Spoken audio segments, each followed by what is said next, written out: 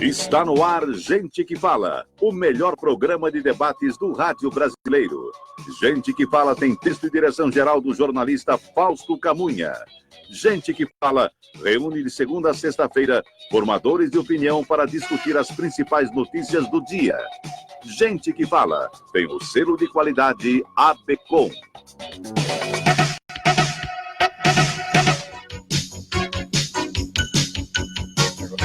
Olá, ouvinte do programa Gente que Fala, boa tarde, 12:03, seja bem-vindo, eu sou o Mauro Friesman, nós estamos no ar na Rádio Trianon AM 740 de São Paulo e Rádio Universal AM 810 de Santos.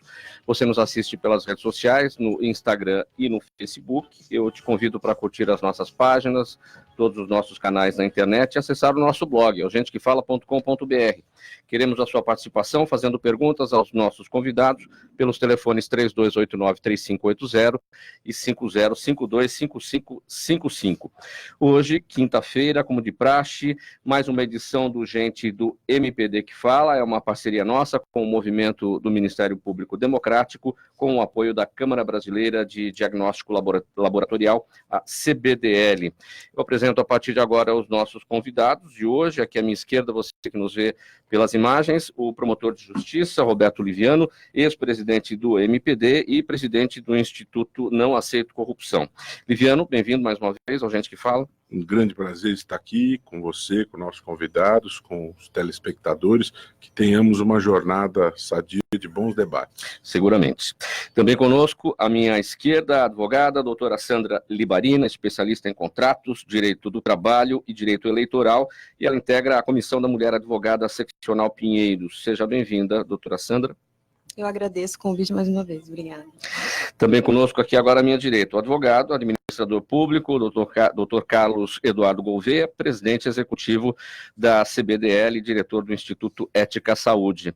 Gouveia, seja bem-vindo. Muito obrigado, Mauro, que tenhamos um bom debate hoje. E fechando aqui a mesa, à minha direita, o corregedor do município de São Paulo, doutor Carlos Mourão, ex-presidente da Associação Nacional dos Procuradores Municipais. Mourão, bem-vindo ao Gente que Fala. Eu que agradeço, Mauro, a oportunidade, ao Roberto também, de participar desse debate. Vamos lá ao nosso primeiro tema. Com o placar de 8-3, os ministros do Supremo Tribunal Federal decidiram ontem que seria necessário, ou será necessário, aprovar uma tese para limitar o alcance da decisão que ameaça condenações à Lava Jato, incluindo do ex-presidente Lula. O objetivo é evitar um efeito cascata na operação e em processos criminais que também tenham utilizado o depoimento de delatores. Liviana, essa questão da tese para orientar o judiciário, apresentada pelo ministro Toffoli, chamada de tese, mas é uma regra, é uma norma, em último caso é uma lei, o judiciário pode fazer leis? Pois é, tese para mim é outra coisa. Uma tese é uma verdade que no campo da ciência você procura demonstrar, né? E a sensação que eu tenho aí em relação a isso é diferente, né? Nós temos uma regra em vigor, que é o artigo 12.850, a lei 12.850, que trata da delação premiada, e nesta lei não se fala do direito do delatado ser o último a falar, né? E a gente precisa lembrar também, segundo plano, que me parece muito importante nesse assunto, o Código de Processo Penal, no artigo 563, a Constituição e os ordenamentos de todo mundo não admitem a nulidade de atos de processos sem prova cabal do prejuízo à parte. Não existe este apego infinito ao preciosismo. E nem pode ser diferente, porque o processo é um instrumento para distribuir justiça. Ele não é um fim em si mesmo. Você não faz processo pelas curvas gongóricas ou barrocas do processo. O processo é um roteiro de atos para você ter segurança jurídica, para você ordenar a maneira como as coisas acontecem, mas para você anular um processo, tem que provar o dano. E no momento processual em que se encontrava esse caso, as provas já tinham sido produzidas, já estava concluída a instrução. Faltava apenas a análise das provas. O que o juiz fez baseado na lei 12.850? Tempo simultâneo para apresentar alegações finais. Então, é muito importante que se tenha muito cuidado ao examinar essa questão. Isso está sendo decidido num habeas corpus, que é um remédio extraordinário, em defesa das liberdades. Agora, cuidado para que o Supremo não crie leis. Desde Montesquieu, 1748, você tem separação dos poderes. Então, o judiciário interpreta a vontade de lei em vigor. O judiciário não pode criar lei nova. E se a Lei 12.850 não determina que há esse direito delatado a falar por último, me parece extremamente perigoso. Aliás, me chamou a atenção nesse julgamento a postura do ministro Marco Aurélio, extremamente garantista, extremamente rigoroso com o devido processo legal. Ele deu uma declaração: não podemos ir para o campo do jeitinho, não podemos interpretar a lei desta maneira tão extensa, se é que se pode chamar isso de interpretar, para beneficiar corruptos, né? E isso foi uma coisa que me chamou a atenção nesse julgamento. Então, é perigosa essa situação. Liviano, só para a gente esclarecer, para ficar mais fácil para o nosso público que está acompanhando a gente, todo dia tem uma discussão, uma decisão lá no Supremo Tribunal Federal. Esse 7-4, esse placar se refere a um habeas corpus, sim, num processo de Márcio Ferreira, que foi gerente do Banco do Brasil. Que trata das alegações finais. Isso, um processo... O delatado fala... O fundamento do habeas corpus foi a falta do cumprimento de um roteiro de atos, porque ele não teve o direito de ser o último a falar, não teve oportunidade de rebater argumentos dos delatores. Então, o Supremo, por essa votação, entendeu que, naquele caso, houve prejuízo ao direito dele. Agora, nos outros casos da Lava Jato, nulidade tem que ser vista individualmente. Houve nulidade, houve dano à defesa, aí você pode pensar em anular. Não existe anulação genérica erga omnes. Sim, e o outro placar de ontem, de 8-3, trata dessa orientação que o judiciário quer ter a partir de uma tese que foi apresentada pelo ministro Dias Toffoli, que vai ser a régua que vai limitar essa decisão que ameaça as condenações. Antes da gente tecer mais comentários sobre isso, precisamos verificar, em termos materiais, o que será construído. Então, não há ainda essa construção, isso ficou postergado para a semana que vem, então precisamos ver que tipo de encaminhamento será dado. Sempre lembrando que o Supremo Tribunal Federal não é órgão criador de normas. Ele tem que interpretar normas pré-existentes. Então, esta é a baliza, esse é o limite do trabalho do Supremo Tribunal Federal e de qualquer representante do Poder Judiciário. Doutora Sandra, seu entendimento sobre essa questão? Então, eu acredito que o STF meio que está perdido. Eles estão perdidos e está passando essa insegurança para os advogados e para todo o judiciário. Uma vez que eles criaram uma lei quando eles equipararam a homofobia com racismo, recentemente. Então, isso assusta e ainda já causa uma insegurança, porque mesmo que tenha essa régua que eles querem agora colocar para evitar a avalanche de processos, é um risco ainda, é uma insegurança. Na verdade, o próprio jornal hoje, o Estadão, já comenta Puxa mais perto, vou ver o microfone. O grau de dificuldade que está havendo na interpretação dessa possível inovação legislativa pelo próprio STF. Então, começa a abrir tanto a possibilidade, quais são as consequências? Qual o grau de subjetividade no prejuízo que ele está imaginando que vai ter ali na frente? Então, é uma situação totalmente... E, a princípio, eles dizem que vai entender as alegações finais para os processos de origem que foram pedidos na primeira instância, que foram negados, eles vão rever isso. Mas não se sabe ainda a partir de onde, como vai ser feito isso. Pelo menos isso valesse daqui para frente. Exato. Né? Não para os processos já feitos, porque eles seguiram um rito definido na Lei 12.850. Em momento nenhum o juiz quis desrespeitar essa regra. Né? Então, se eles querem dar uma nova, entre aspas, interpretação, que vale daqui para frente, não daqui para trás. Foi a proposta do Fluxo, inclusive. Né? Pois é. Mourão. Há uma questão do Supremo. Para que serve o Supremo no país? Né? Serve para pacificar os entendimentos, serve para dar segurança jurídica. E a gente vê isso quase sempre, uma demora no Supremo em dar decisões, e isso causa uma insegurança jurídica a toda a sociedade. Nós temos que ter a previsibilidade. O Ministério Público tem que ter a previsibilidade, até para saber se vai garantir as alegações finais de quem e quando, a magistratura precisa ter essa previsibilidade, todos precisam ter essa previsibilidade. E o Supremo, por vezes, demora demais a lançar seu entendimento e causa um prejuízo. Na área tributária, o prejuízo é imenso, porque aí uma ilegalidade vai ser discutida depois de 15, 20 anos, e aí não se condena, né, não se muda aquele entendimento, sob pena do impacto que pode causar no sistema, a União, por exemplo. Uma discussão tributária vai causar um prejuízo à União, então, espera um pouquinho, há uma mitigação na questão de legalidade. Né? Então, acho que o Supremo demora demais e não está dando segurança jurídica para toda a sociedade. E isso danifica a credibilidade que a sociedade tem nas instituições. Isso danifica a confiança das pessoas umas nas outras. Então, isso acaba tendo um efeito que se alastra em vários campos das relações humanas. Né? É muito ruim.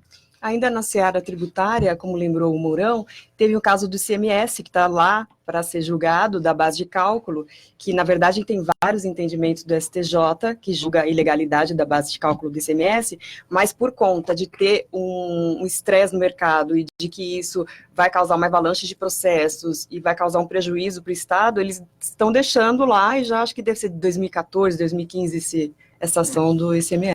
Tem várias ações. Várias outras. E fora a questão de credibilidade do próprio país perante o resto da comunidade internacional. Se a gente pleiteia a entrada na OCDE dizendo que o país tem avançado e busca um grau de maturidade maior no combate à corrupção, exatamente para privilegiar negócios mais sustentáveis, negócios mais corretos entre as diferentes partes, um tipo de medida dessa totalmente inovadora, entre aspas, cria, de fato, um problema gravíssimo para o país. Quer dizer, qual a empresa que vai querer investir num local que não sabe o que vai ser e como vai ser o combate, por exemplo, à questão da corrupção? O presidente do TRF4, Vitor dos Santos Laus, disse que o ex-presidente Lula desfruta de regalia ao estar preso em condição especial na Polícia Federal em Curitiba, e que não cabe a ele escolher progredir ou não de regime prisional. Lula anunciou na segunda-feira, em carta escrita por ele da cela, que não aceita migrar para o regime semiaberto se houver imposição de condições como o uso de tornozeleira eletrônica. Viviano, assim como o ex-presidente Lula, qualquer outro preso que já tenha cumprido ali a sua etapa e chegou o momento do semiaberto, tem o que aceitar ou não aceitar?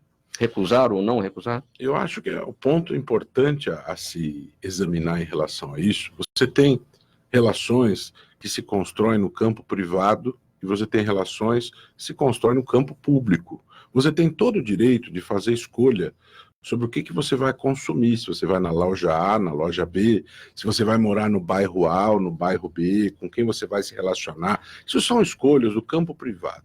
Né?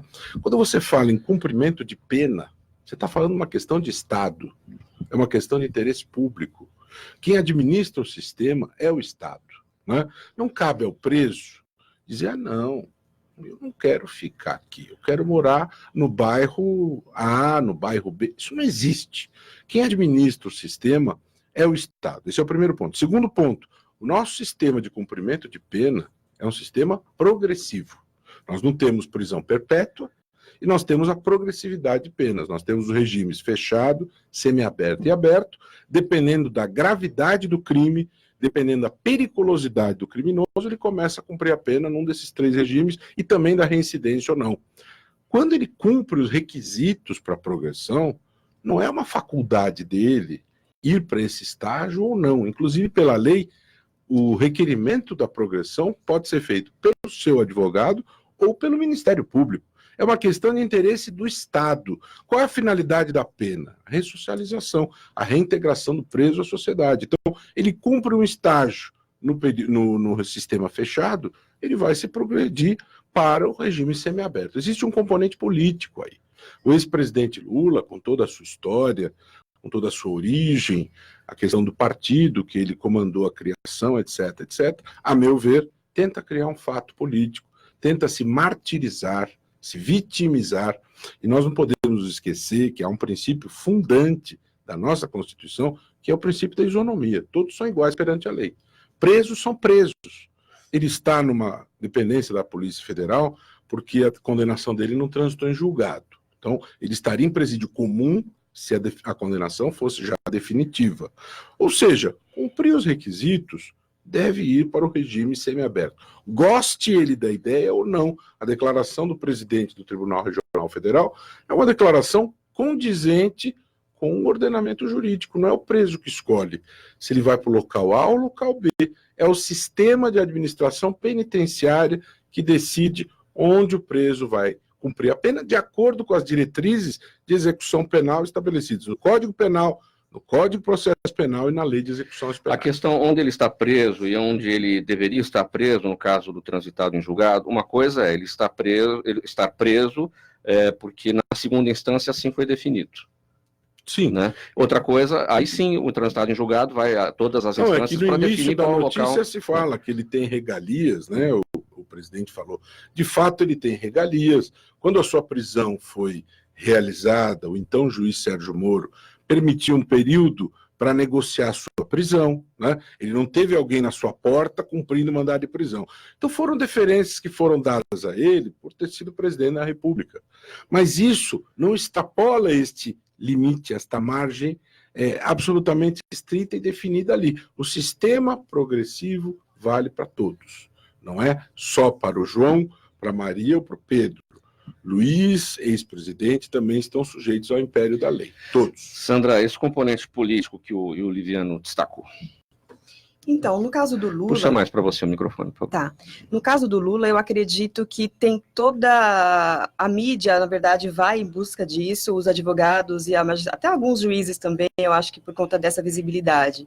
Mas a gente tem que levar em conta que Curitiba, é uma polícia judiciária, né? Não foi feita para cuidar de preso realmente, então dá para entender. E tem uma desvalorização também lá dos imóveis, pelo que eu andei pesquisando. Eles estão pegando agentes de outros estados para fazer o revezamento de policiais. Isso tudo tem um custo para o estado. E se for levar em conta que ele tem uma condenação hoje de 25 anos, imagina o tempo que vai ser isso e o gasto que vai ter o estado para manejar todo esse trabalho. Parece que o custo, inclusive, é R$10 mil por dia, não é isso? 300 mil reais por mês. É uma coisa assim, se pensar que o país hoje em crise e que ele é um condenado, é surreal, entendeu? Sem contar que ele continua recebendo os privilégios de ser ex-presidente, né? Tem direito a todo o sector. Exatamente. Assessores, salário. Cargos, mesmo não usando. Quer dizer, alguém desfruta, né? Com certeza. Então isso é cômico se não fosse trágico. Mourão. Eu não sou da área penal, mas eu tenho uma questão que eu coloco, que é a questão de ser automatizado, né? No meu entendimento, uma vez que o preso chegou a certo grau, não haveria necessidade nem de requerimento, né? Porque a gente já viu histórias de muita gente que está presa que não deveria estar preso. Então devia ser um sistema automático. Natural do direito, né? Natural. A pessoa chegou ali e não precisava de requerimento, porque não é... Não, é que você tem que verificar alguns requisitos. Tem que verificar a conduta carcerária, a periculosidade. E esse é um exame individualizado. Mas então não é só o lapso de tempo. Mas tudo deveria ser um exame permanente, quer dizer, não é uma coisa momentânea, vou verificar no dia anterior. Não, ele chegou nesse deveria ser mais planejado. Né? Você chegou naquele momento, naquela data específica, ele está dentro dos requisitos, não está dentro dos requisitos de uma maneira mais automatizada.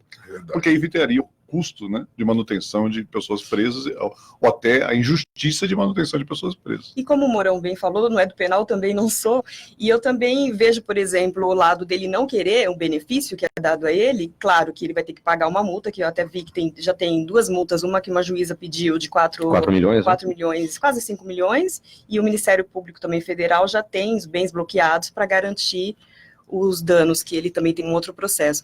Mas assim, no caso da negatória dele em sair, né, no regime semiaberto, eu acredito que não tenha tipificação para isso, não é uma penalização. Talvez por bom comportamento ele seria qualificado? Seria isso, Liviano? Não, ele quer posar como mártir, como vítima, e ele só sai... Bom, a defesa está tentando a anulação da condenação. Exatamente.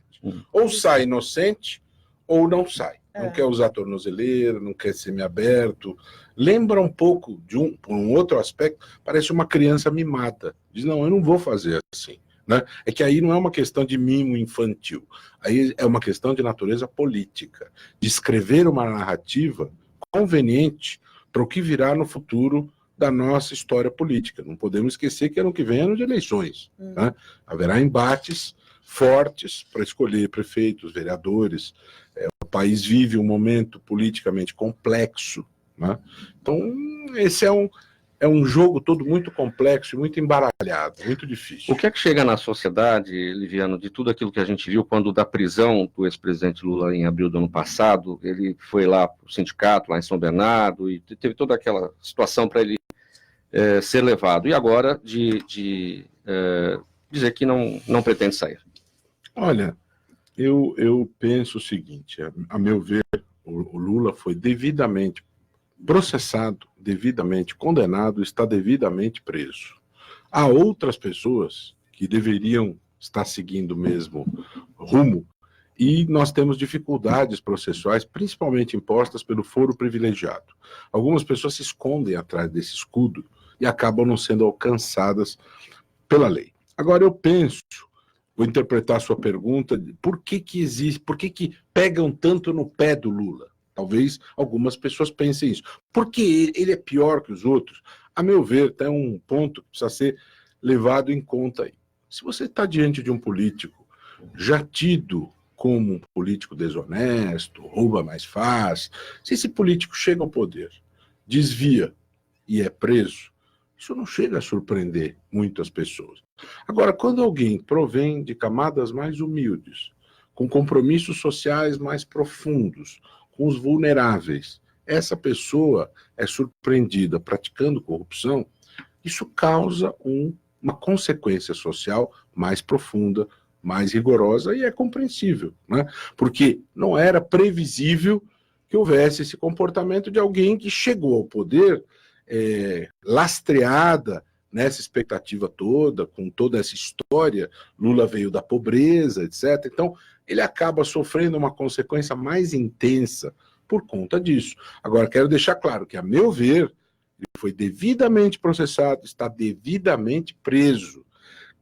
Qualquer que seja o partido, qualquer que seja a pessoa, se violou a lei, pratica corrupção, tem que valer para todos. E, a meu ver, ele teve todas as garantias, o processo tramitou em todas as instâncias, foi defendido por excelentes advogados, a ampla defesa foi totalmente preservada, tá certo?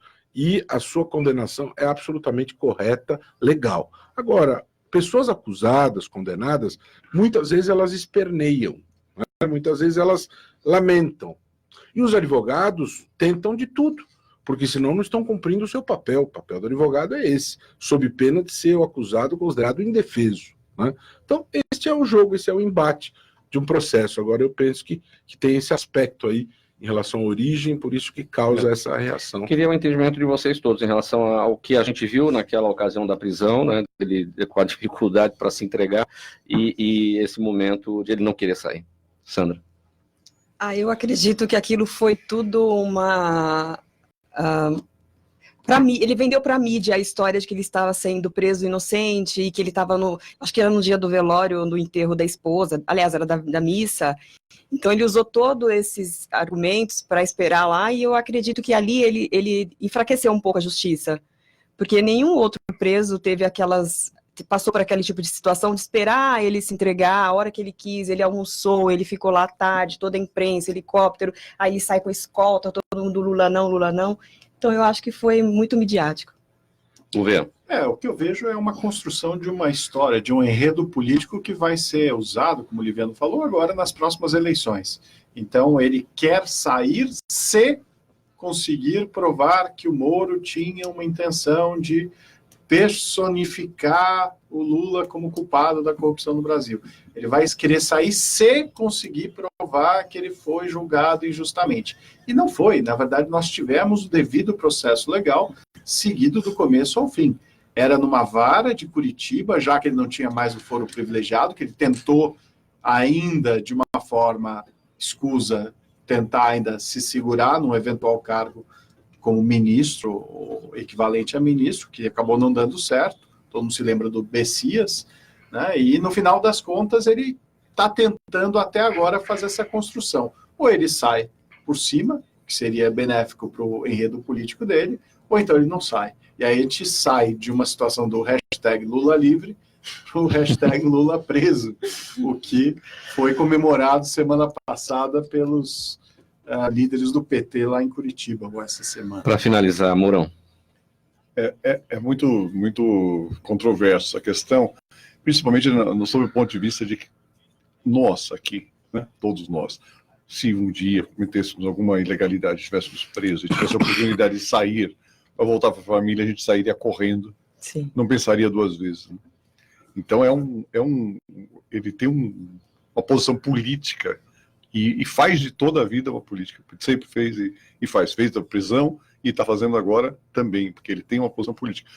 Eu sairia imediatamente para um dia, né? Muitos que tentam e nem conseguem já. Só complementar mais uma coisa aqui. Em algum momento ele falou, lideranças do PT, querendo compará-lo a Nelson Mandela. Quando eu li isso, eu fiquei indignado. Nelson Mandela foi um dos seres mais nobres que viveu no nosso mundo e deu a sua vida pela causa da liberdade. Nelson Mandela ficou preso 27 anos e teve a grandeza de negociar a transição para uma outra construção social na África do Sul. Então, com todo o respeito, o senhor Lula, ele não chega na unha do pé do Nelson Mandela. Né? Isso é uma coisa que ofende a memória de Nelson Mandela e a luta pela liberdade, pela igualdade. Né? Isso é uma coisa extremamente vergonhosa, assintosa e desproporcional. Próximo tema. O ministro da Saúde, Luiz Henrique Mandetta, teve uma semana de agenda cheia nos Estados Unidos. Ele participou de uma série de encontros que, segundo o Ministério, resultarão em passos importantes na construção de parcerias para a troca de informações e tecnologia no âmbito de pesquisas em saúde. Na pauta das reuniões, a cobertura universal de saúde foi colocada como meta global para a melhoria da assistência à saúde. Gouveia, o que é fundamental nessa discussão de parcerias? O primeiro ponto, tem tanta coisa, tem pesquisa, tem produção de vacina, tem atenção primária. Tem, na verdade, até um espectro muito mais amplo, porque a gente está discutindo não só de acesso, como principalmente regulação, que é um dos passos essenciais até para isso. Além dessa agenda do ministro, que foi inclusive nomeado como coordenador mundial do programa de tuberculose, que é um programa importantíssimo e, infelizmente, é uma doença que alastra vários países. O Brasil acaba ainda sofrendo bastante com isso. Você tem a questão de regulação, e o Brasil tem avançado, principalmente com a Anvisa, em uma série de inovações que permitem, hoje, nós estarmos com uma das agências mais fortes em relação às outras do mundo, em primeiro lugar. Segundo, a gente já trabalha não apenas com o conceito de convergência regulatória, ou até reliance, quando você consegue contar com serviços, projetos, análises já feitas por outras organizações tão rigorosas quanto a nossa, acelerando o tempo de acesso ao produto. O tempo de mercado, o tempo para acessar um novo produto no mercado, inovador, que traga uma solução importante para uma nova terapia, um diagnóstico mais adequado, ele é fundamental. Porque sem isso, obviamente, a população fica longe de novas soluções que podem realmente resolver. E o Brasil, nesse sentido, tem conseguido privilegiar tanto a questão de regulação mais inteligente, papel da Anvisa, a discussão de um acesso cada vez mais acelerado para aquilo que é comprovadamente eficaz e traz um benefício em termos de ganho em qualidade e melhoria para a população, caso da ANS, Agência Nacional de Saúde, incorporação, por exemplo, de vários testes genômicos na parte de biologia molecular, que permite hoje você ter acesso a um diagnóstico precoce que te ajuda numa terapia eficaz, por exemplo, para um câncer de pulmão. Em vez de você ter aquela solução que nós tínhamos antigamente, um medicamento que é dado para todo mundo do SUS, por exemplo, hoje você já tem condição. Eu tenho um metabolismo ou um código genético diferente do Liviano. A mutação, eventualmente, no tipo de câncer que eu possa vir a ter, vai ser diferente. Então, o tratamento pode ser muito mais eficaz se eu souber isso antecipadamente. Só para vocês terem uma ideia, 70% das decisões médicas são baseadas no diagnóstico. Se o diagnóstico for precoce e preciso, muito mais eficaz vai ser o tratamento. Então, é dentro desse contexto que o Brasil hoje está olhando com a questão da universalidade da cobertura, que é um ponto pétreo até para a saúde brasileira, veio com a Constituição e ele segue. Então, o direito à cobertura universal, não só para tuberculose, para HIV, para hepatite C e vários outros tantos programas que tem no próprio Ministério da Saúde, como no avanço da discussão de tecnologias inovadoras, e aí entra a saúde suplementar, além do próprio SUS, com medicina personalizada, que foi o exemplo que eu dei. O Brasil está bem nessa foto da discussão das parcerias, porque ao mesmo tempo que o Brasil se destaca por conta da universalidade, tem tantos outros problemas aqui, o sarampo, né? A questão da atenção primária, o início da rede básica, o Brasil é referência em tratamento de alta complexidade, mas na atenção básica... Como a AIDS, né? Na verdade, ele é referência, ele tem alguns programas que são exemplares, programa de saúde da família, que consegue levar, por exemplo, o acesso em populações ribeirinhas, no interior do Brasil, por exemplo, o pré-natal. Você consegue usar um conceito que é defendido pela OMS, que é o test and treat. Você testa e já trata. Então, esse grupo de profissionais de saúde, que nem sempre são médicos, muitas vezes são enfermeiras, são assistentes sociais, vão até aquela região remota, tem uma pessoa grávida, já testam para HIV e sífilis, que tem que ser testado antes do nascimento, porque se for detectado positividade, e aí teste rápido é essencial, você já trata naquele momento. E você tratando antes da gravidez, se for a termo, o que acontece? A criança evita de ter problemas de visão e uma série de outras consequências nefastas para aquele indivíduo que está nascendo. Então, eu diria que a gente tem, sim, um bom trabalho que precisa ser aprimorado.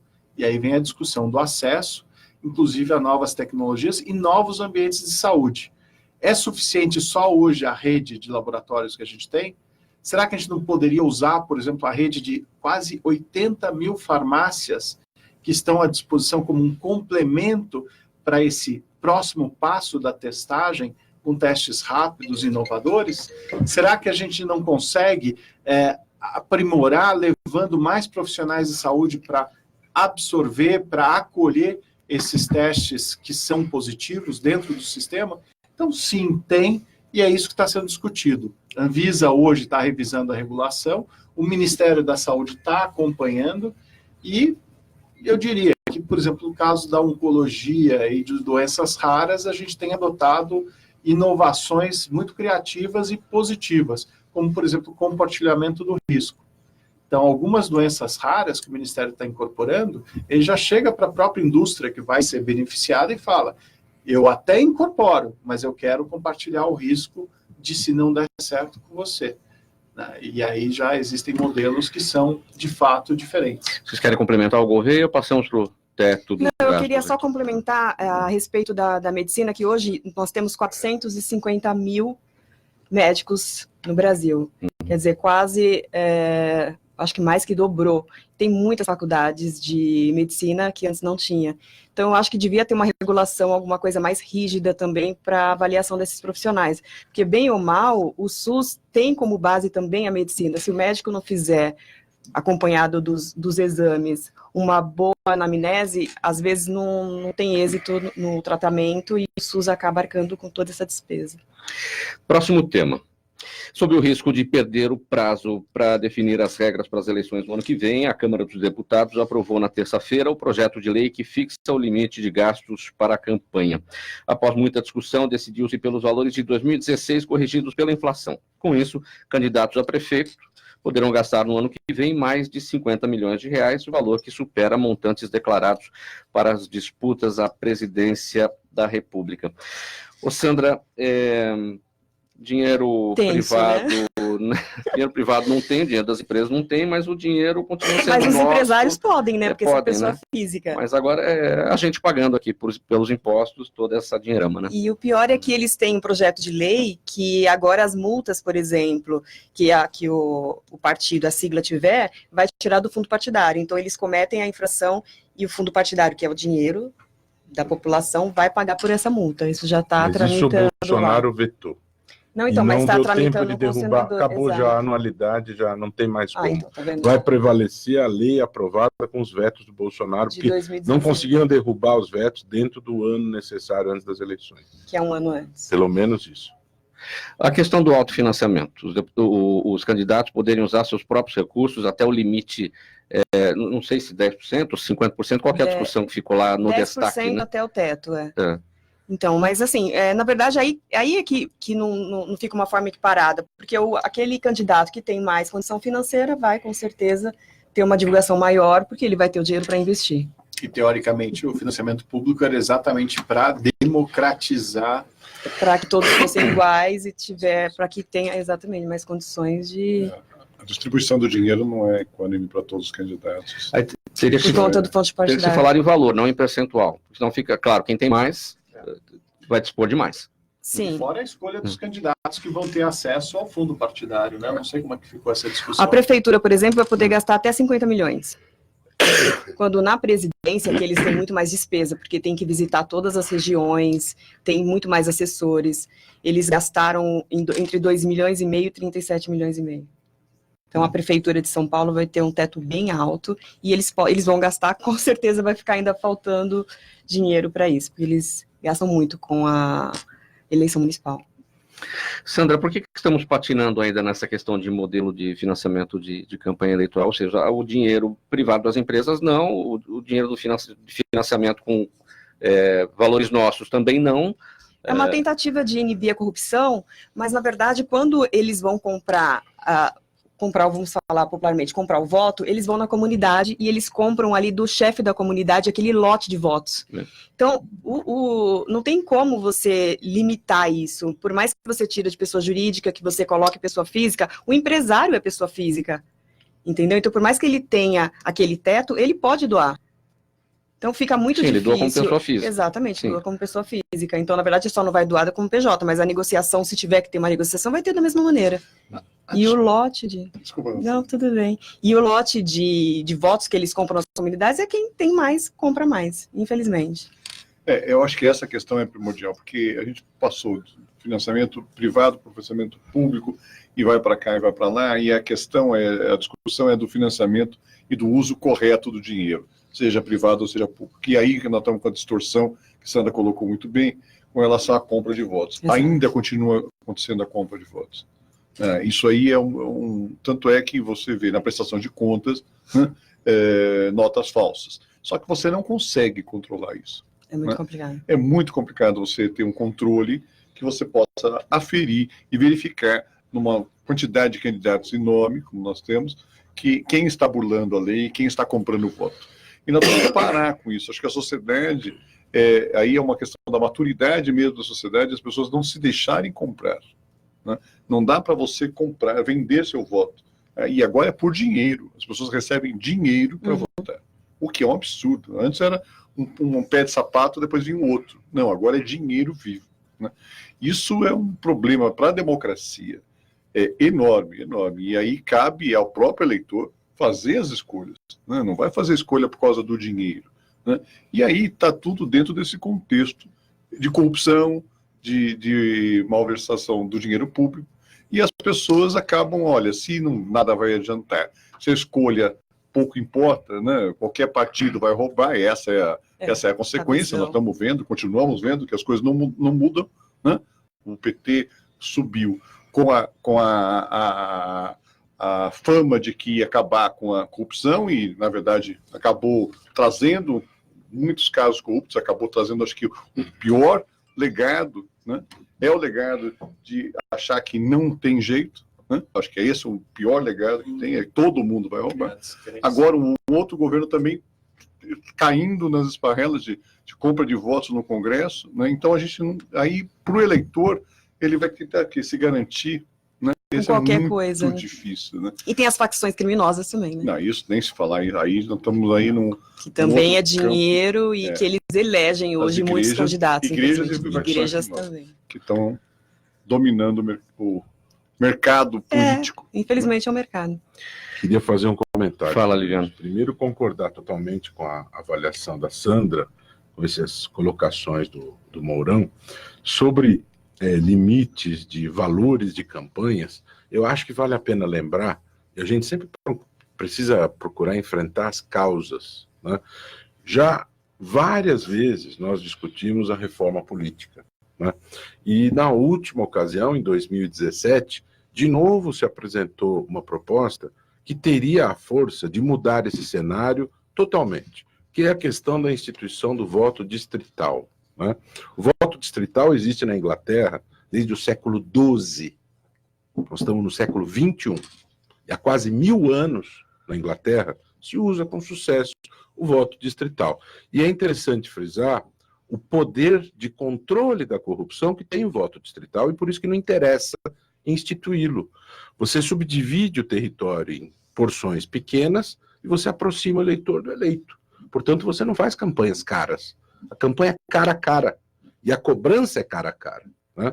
Quando se falou disso em 2017, a contraproposta que veio do Congresso foi o distritão, ou seja, uma total desfiguração da ideia do distrito, que só existe no mundo, nos Emirados Árabes, em Vanuatu, no Afeganistão, ou seja, em países que não têm tradição democrática. Então, essa questão dos valores de campanha precisa sempre frisar a importância de retomar essa discussão. O voto distrital traria uma outra realidade a isso.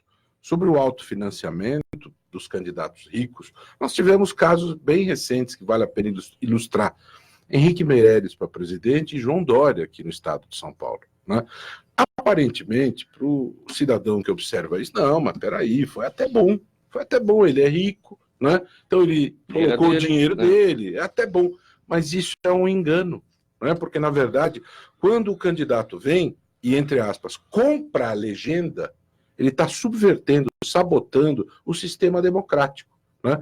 Por que quem tem mais dinheiro tem mais direitos políticos do que os demais?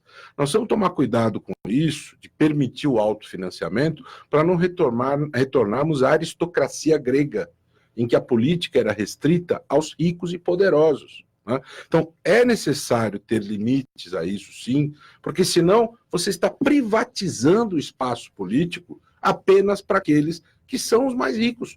Para o partido acaba sendo bom, porque ele libera o dinheiro que ele tem do fundo partidário, do fundo eleitoral, para gastar com outros.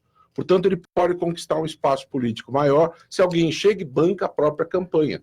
Mas nós temos que ter limites de ordem pública, rigorosos, para proteger a essência das ideias democráticas. E para fechar aqui o meu comentário, essa questão que foi aprovada aí no início da notícia se fala para poder valer para o ano que vem, então... É até sexta-feira. Né? Até sexta-feira. Então. Havia uma discussão sobre uma nova lei dos partidos, né? Eu acompanhei bem esse assunto como presidente do Instituto, estivemos em Brasília, no Senado, né? Tivemos fazendo um trabalho forte. Desse trabalho acabou resultando um conjunto de vetos do presidente Jair Bolsonaro ao projeto aprovado. Vetos importantes que não resolvem tudo, mas vetos, por exemplo, que proíbem a prestação de contas sem padronização, a exigência do dolo para responsabilizar, essa questão de usar dinheiro do fundo partidário para pagar multa. No entanto, passou pelo poder de veto do presidente o uso infinito de dinheiro de fundo para pagar honorários de advogados e contadores, né? Eu tenho profundo respeito pelos advogados. Acho que não existe uma sociedade livre sem advogados para proteger os direitos das pessoas. Agora, nós sabemos também que o serviço dos advogados, eles têm uma precificação complexa. Então, o mesmo serviço pode ser feito por 5 mil por um e 5 milhões por outro. Quando você tem uma porta aberta desta natureza, em que o indivíduo pode ser usado e o próprio diploma dele, o próprio cargo, para poder legitimar dinheiro sujo. E com isso, como lembrou a Sandra, por exemplo, esse dinheiro ser usado para comprar votos, né? Então você tem uma brecha instalada por lei para dar a oportunidade para a prática do caixa 2 eleitoral e da lavagem de dinheiro. Isso é bastante perigoso e preocupante. Algumas coisas caíram nos vetos do presidente, isso precisava ser aprovado até um ano antes das próximas eleições, e não conseguiram a tempo derrubar os vetos, mas essa questão da brecha com o uso do dinheiro sem limite para pagar honorários contábeis de advogados, Isso não foi vetado pelo presidente, portanto foi aprovado. E de bens também, né? Compra de bens. Compra também. de bens, helicópteros, carros de luxo. Jatinho. Né? E sempre lembrando que nós tivemos um fundão de 1,7 bi, mas os partidos não explicitam critério para distribuir o dinheiro. Na última eleição, candidatos à reeleição receberam 10 vezes mais dinheiro que os demais. Então, não existe integridade no uso desses recursos. Isso é muito preocupante. Perguntas do público, gente que fala. Sandra, a Patrícia da Casa Verde pergunta a sua posição sobre a proposta da ministra Damares de aumentar a licença maternidade para 1 ano. Bom, com a reforma trabalhista e com toda... Até 1 ano, né? Até 1 ano. Na verdade, hoje são 6 meses, 4 meses. Então, eu acredito que seja válido, porque quem tem filho sabe que 6 meses é muito pouco para que você cuide da criança, para você ache vaga em creche, no caso, por exemplo, das pessoas que têm baixa renda. Então, eu acho que sim, mas eu acredito que tem que ser conversado com o empresário. Tem que ter uma negociação entre as convenções coletivas, os acordos coletivos, e até porque hoje os sindicatos têm que ser mais presentes, né, para visualizar o lado do funcionário. Gouveia, a Juliana de Osasco quer saber se a transparência existente hoje no setor de saúde é suficiente para o combate à corrupção no setor.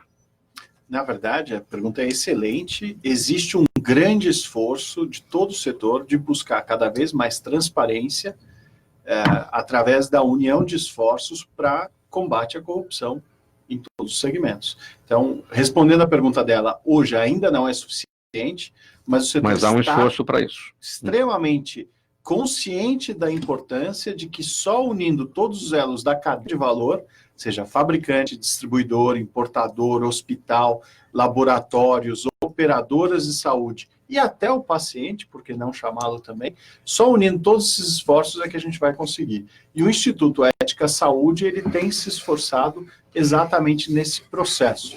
Dia 7 de novembro agora, nós faremos no auditório da FGV um evento conjunto com todas essas entidades representativas desses elos do setor e lançando, junto com o Instituto Não Aceito Corrupção, uma campanha maciça de explicitação, de esclarecimento da importância do papel de cada um de nós, como usuário, como paciente, como agente econômico, para combater a corrupção em todas as diferentes frentes. Corregedor Mourão, o Marcos de Pinheiros pergunta a sua opinião sobre o Tribunal de Justiça de São Paulo querer construir 2 prédios de 24 andares, cujo custo estimado é de R$1,5 bilhão de reais. Eu acho um desperdício de... Temos que ouvir o corregedor. Eu acho Não, mas eu tenho tranquilidade para falar que hoje, na verdade, com a informatização, há uma diminuição do espaço. Né? Imagina só, um cartório, funcionários de cartório hoje, com a quantidade de funcionários que tomavam conta de um cartório, se toma conta de 4 cartórios. Então, há uma diminuição do espaço que há de pensar numa redistribuição melhor. Então, e no momento que nós estamos passando de contenção de gastos, acho que é o momento de você rever essas despesas, porque esse desperdício do dinheiro público, né, esses prédios suntuosos, né, não dá mais, não tem mais espaço. Né? Acho que a gente tem que pensar um pouco de uma maneira maior. Né? Eu acho que quando estou fazendo um trabalho na corregedoria, até gostaria de falar sobre a questão de saúde, que é uma questão lá que bate bastante na corregedoria, problema de saúde, de fraude na área de saúde, e também esse desperdício do dinheiro público, né? Nós vimos que o dinheiro público é escasso e é finito, né? Então precisamos pensar, e aí todos têm que pensar, todos da cadeia, né, têm que pensar sobre como vai ser utilizado o dinheiro público. Né? Eu sou procurador municipal há 29 anos. Né? Então, a minha visão de município, né, é a gente pensar na sustentabilidade da administração pública. Porque não dá para pensar em ter grandes remunerações ou grandes estruturas, né, gastar de uma maneira sem uma previsibilidade e fazer com que esse Estado não seja sustentável, que ele não seja sustentado lá para frente, daqui a 20, 30, 40 anos. É essa visão que nós precisamos ter, e todos têm, inclusive o Tribunal de Justiça. Liviano, Jaime do Jardim Bonfilholi, o devido processo legal atrapalha o combate à corrupção? Nunca nós podemos conjugar as coisas desta forma. Primeiro, saudar o Jaime, fiel telespectador, mas o devido processo legal e o respeito a todos os processos processuais, todos os princípios processuais que foram construídos a partir do iluminismo, isso é pressuposto de um processo ético, justo, equilibrado e respeitoso às partes. Então, devido processo legal, contraditório, ampla defesa, sem respeitar esses elementos, esses princípios, você não tem um processo válido, né? Então, o combate à corrupção, como o combate a qualquer tipo de crime, deve se submeter a esta rotina.